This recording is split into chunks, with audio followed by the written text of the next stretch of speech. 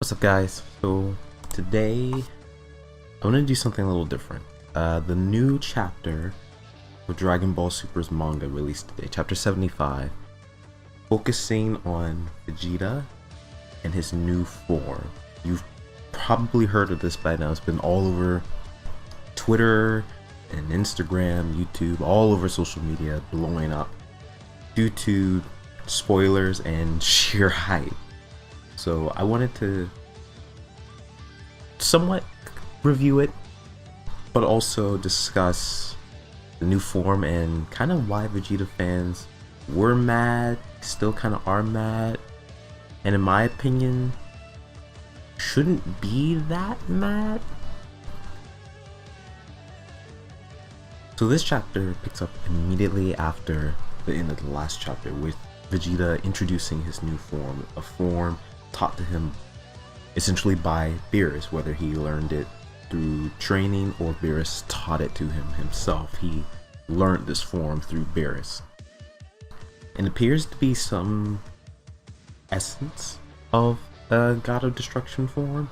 Now, according to Vegeta, his power is quote unquote unbounded, and Vegeta demonstrates here his power is just absurd. It's just overwhelming. This guy that just took out Goku in his Ultra Instinct form moments ago is just already in sheer shock from seeing Vegeta's power, and it's really, I find it really interesting, really cool to see Vegeta have a moment like this to purely overwhelm an opponent that actually just beat Goku, and Vegeta just goes on and just thrashes this guy. He's just tearing this guy apart. He's headbutting him, he's throwing him around, he's grabbing him by his clothes. He's stomping this guy. He really is.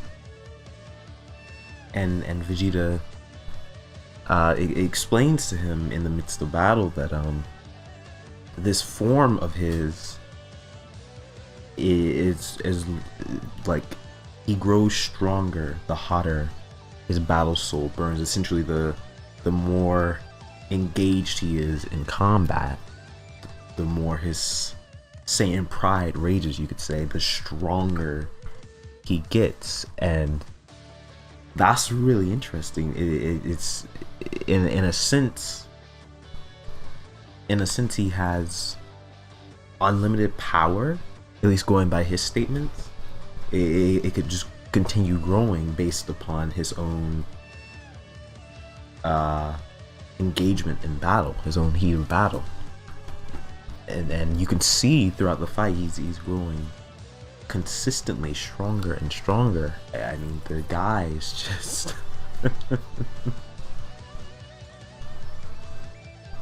he's thrashing this poor guy. And Vegeta explains to Granolah that, you know, this form of his, essentially, he gets stronger by taking damage. So in a sense, it is like the opposite of Ultra Instinct. You know, the Ultra Instinct focuses on evading and, you know, defensive and offensive at the same time, combination of letting your own body act on its own, have a mind of itself. Vegeta's form is really the opposite. It's taking in all that, taking in the damage, taking in the heat of battle, and growing stronger from that. Essentially, you could boil it down to enduring and growing stronger. And I think that type of power, that type of form, fits really well for Vegeta. I think it makes a lot of sense for a character like Vegeta.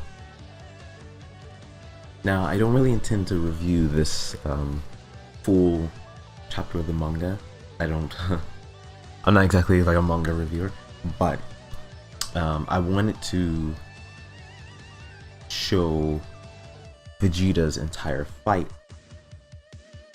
Vegeta essentially says to Granolah that, you know, fighting him and, you know, other battles up to this point are what pushed him to get here in terms of his power. And the experience of battle is what pushed him to grow stronger. And that causes Granolah to express the same sentiment, more in a fit of rage, but learn the same lesson, that he lacks the experience in combat. But this fight itself and the ones he's had against Goku have pushed him to be even stronger in the moment now as well. So, as you likely could predict, he begins to overwhelm Vegeta a bit, and not by a large margin. Vegeta is still holding his own, but his body is starting to reach its limit. You know, it's he grows stronger the more damage he takes, but his body itself can only take so much as well. So there is a limit in a sense. It's more of a physical limit than a power limit. But Vegeta starts to get overwhelmed, and he makes a desperate play in order to gain some ground against Granolah, attempting to threaten to destroy the entire planet, something that Granolah actually cares about, in order to, you know, take his mind off the battle, have to focus on stopping this blast. And unfortunately, due to Granolah now having a red left eye as well,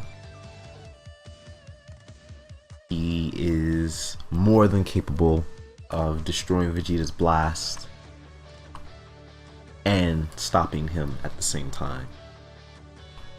Now, many fans have been upset since probably about 2 days ago, maybe 3 days ago, due to spoilers coming out and leaks, seeing this particular element of the story, Vegeta losing. Many Vegeta fans are upset. They want Vegeta to win against a main villain. And I do understand that. I do understand the desire to be frustrated and angry. However, I think you also should take into account that Vegeta's getting a lot of attention. He's getting a lot of shining moments. I mean, this is a story where Goku is just in Ultra Instinct, his newest form, like the previous fight before Vegeta, against the exact same opponent. And while he did fare pretty well, at the end of the day, we see Vegeta was full on overwhelming his opponent, and in spectacular fashion, in a new form that wasn't so easily beaten. It was more, yes, his opponent did power up and get stronger, but also Vegeta's body had to start giving out. He had to hit his own limit. It wasn't just his opponent just was so overwhelming that he couldn't do anything. This is a big moment for Vegeta because it establishes his own path, much like we had already seen in previous bits of Super, both the anime and I believe the manga as well. That Vegeta had stated, you know, Goku was gonna go down the Ultra Instinct path. Vegeta was gonna find his own way, and then we saw that later in the manga when he started training under Beerus, which was last chapter, I want to say. It might have been 2 chapters ago. I believe it was 2 chapters ago, actually. But I think Vegeta fans, and I myself have included this, I've always been a Goku fan, but Vegeta is my second favorite character of Dragon Ball overall. I understand the desire to be upset, but I think you should. I think we should wait a little bit longer. I believe that by the end of this, Vegeta is going to be a lot more important than you realize. Granted, he's already very important right now, but I don't think we've seen the end of Vegeta's shining moment. I think we are in store for Vegeta to stand out on his own now, even more so than before. I mean, we're at a point where Vegeta and Goku are now having two totally distinct forms that neither one of them will share. Goku being Ultra Instinct, and Vegeta being this Ultra Ego, as he calls it, but God of Destruction power, essentially. These two have their own distinct forms with their own advantages now. I think we're in store for Vegeta, possibly even in this very story arc later, to have some very impressive shining moments, and maybe, possibly, potentially, even a main villain win. But that's all for today, guys. I just wanted to cover this, talk about this chapter in the manga. I'll try to cover some more of these around when the chapters come out. I'm not really a manga reviewer. This isn't really my thing. Not really my thing that I'm good at anyway. But I love Dragon Ball. One of my favorite franchises of all time, possibly my #1 favorite. So I'll always cover this type of stuff. But yeah, like the video if you enjoyed the content. You know, comment down below. Tell me what you thought. Tell me what you think about Vegeta's new form. Tell me what you thought about this chapter of the manga.